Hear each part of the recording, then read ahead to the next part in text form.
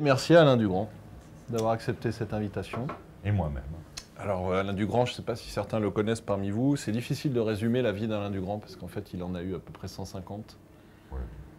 Enfin, ça donne l'impression d'une grande vieillesse, mais pas tant que ça. Mais enfin, il a beaucoup... Alors, Alain Dugrand, si je devais le présenter en une expression, ça serait un grand artisan des lettres. Il fut d'abord journaliste. Il a participé en fait comme membre fondateur à l'aventure Libération en 1973. Donc c'est l'un des membres fondateurs de ce journal qui à l'époque représentait un peu l'autre presse, une alternative. Alain Dugrand a participé également il y a 25 ans, ça ne nous rajeunit pas, à la création du festival Étonnant Voyageur à Saint-Malo, avec Michel Lebris, dont il est un compagnon de route depuis le début. Mais bon, le Alain Dugrand qu'on invite aujourd'hui, c'est Alain Dugrand écrivain. Là, c'est une grande partie, c'est la moitié d'une vie déjà. Conrad, évidemment, moi j'ai tout de suite eu envie de faire une rencontre parce que Conrad, en fait, même si on le lit assez peu aujourd'hui, jouit d'un prestige incroyable auprès des écrivains. C'est-à-dire, vous rencontrez aucun écrivain américain, sud-américain, suédois, d'Europe de l'Est ou français ou africain. Qui tous ont une vénération absolue pour cet écrivain. Alors je resitue un peu parce que vous ne connaissez pas forcément l'histoire particulière de Conrad. Il est né en 1857 dans l'actuelle Ukraine, donc, voilà, dont on parle beaucoup aujourd'hui. Et déjà à l'époque, il y avait un problème avec la Russie, puisque c'est un exilé polonais dont les parents ont été chassés, c'était des opposants au régime russe, et qui sont donc exilés malgré eux dans cette Ukraine, qui attrapent tous deux la tuberculose. Donc Joseph Conrad a 11 ans et orphelin. Et pourtant, à sa mort en 1924, ce jeune Polonais, qui a donc appris le russe et le polonais, sera considéré comme l'un des plus grands écrivains de langue anglaise, et le demeure aujourd'hui. C'est, je pense, un des 2 ou 3 grands écrivains de langue anglaise de la fin du 19e et du 20e siècle. Dans les romans de Conrad, il n'y a que des bateaux sur lesquels on ne mettrait pas les pieds si on avait un sou de jugeote, parce que c'est toujours des bateaux qui prennent l'eau. Dans le premier paragraphe, vous entendez le second dire au capitaine « Mais capitaine, une tempête arrive, si la moindre vague frappe l'avant du bateau, tout s'effondre. » C'est que des espèces d'épaves flottantes. Donc ça correspond aussi à la carrière de Conrad dans la marine britannique. Parce qu'il va gravir les échelons, Conrad, pendant ses 20 années, un peu moins de 20 ans de navigation. Il passe les brevets. D'abord, il est sous-officier, il devient officier. Cette expérience accumulée, il va la transformer en l'une des œuvres majeures du 18e, du 19e siècle et du 20e siècle. Enfin, il faut commencer au 19e, hein, pas le 18e, je me suis trompé. Lord Jim, c'est l'idée que vous avez un marin au début du livre qui fait une faute. C'est un marin débutant, il fait une erreur, il abandonne un navire. Avec son équipage. Et ce trait d'impression d'avoir trahi son idéal de marin, d'avoir fait une faute, va imprégner tout le reste du livre. Est-ce que, comme je le disais tout de suite, le génie de Conrad, et qui en fait un écrivain qui dépasse de loin le simple récit de marine, ne tient pas à ça, ne tient pas à cette détestation de la mer? Absolument. Alors, oui, c'est très curieux parce que, en Angleterre comme en France d'ailleurs, Conrad est un écrivain de la mer, un écrivain narratif. Pas du tout. Je n'ai jamais lu autant de cruauté à l'égard des éléments.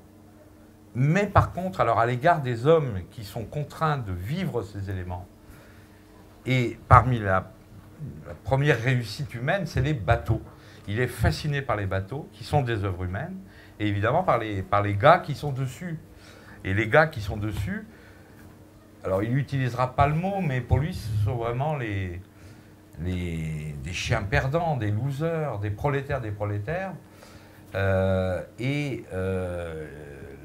mer est une véritable détestation.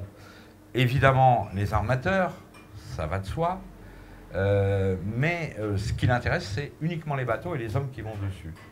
Et à tel point que dans cette œuvre qui traite de la mer, il y a des livres totalement stupéfiants. C'est impossible, en plus, en ayant Alain Dugrand à côté, de ne pas évoquer Lord Jim, qui est publié en 1900 et qui va devenir, à mon sens, un des 2 ou 3 grands romans du XXe siècle. C'est pas un récit linéaire où le narrateur est omniscient, c'est tout ce qui s'est passé dans la vie de cet homme.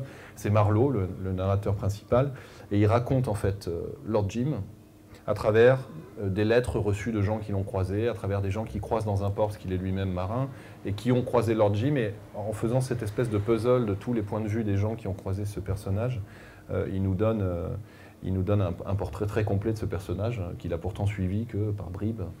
Est-ce que vous pourriez nous parler de Lord Jim? Parce que ça, c'est quand même un sacré bouquin. Oui, alors encore, hein, je cause de moi, puisque c'est la relation que j'ai avec cette œuvre. Je crois qu'il n'y a aucun roman qui a été aussi brutalement celui de la trahison, qui pour Conrad est l'essentiel. L'abandon de la dignité de soi est le pire, la pire chose que l'on puisse faire.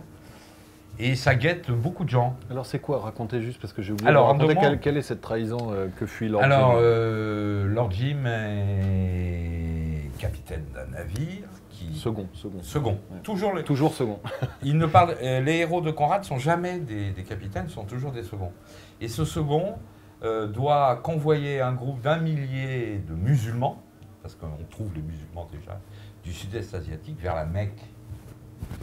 Et au cours de ce long voyage, on imagine, on voit les gens tassés, enfin les conditions apocalyptiques dans lesquelles on voyageait et que l'on transportait des musulmans pour aller à la Mecque, avarie en mer, affolement, le second et le capitaine, enfin les officiers pètent les plombs et télégraphie, le bateau disparaît, le bateau va couler et comme on l'a vu tout récemment avec le voyage des gosses en Corée, évidemment, ou en Italie, et que ce capitaine italien, tellement italien, hein, évidemment les officiers foutent le camp.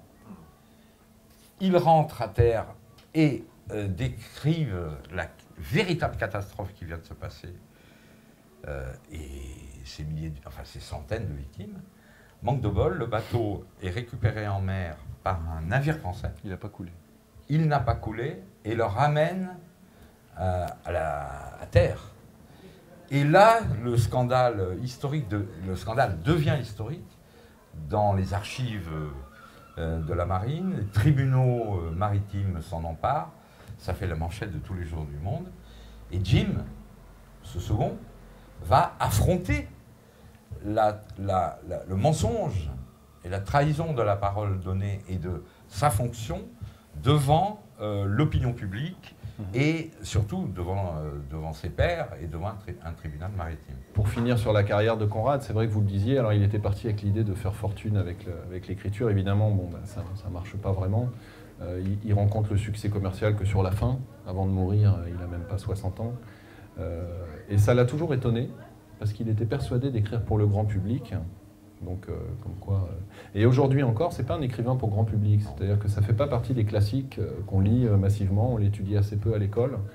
Peut-être finir là-dessus. Vous avez répondu en partie tout à l'heure, mais pourquoi lire Conrad aujourd'hui, en fait? Bah, parce que c'est... Enfin, mon sentiment. Ce que je pourrais dire à un bon ami qui n'a pas lu Conrad, c'est que c'est quand même mieux que beaucoup de choses qu'on lit et qui sont fraîches et récentes. Le roman français, c'est, enfin, excusez-moi, mais le mal du mois et l'étalage à chaque entrée littéraire des petits chagrins, de l'autobiographie de soi, puisque le roman français a sombré là-dedans, que la littérature peut être moderne.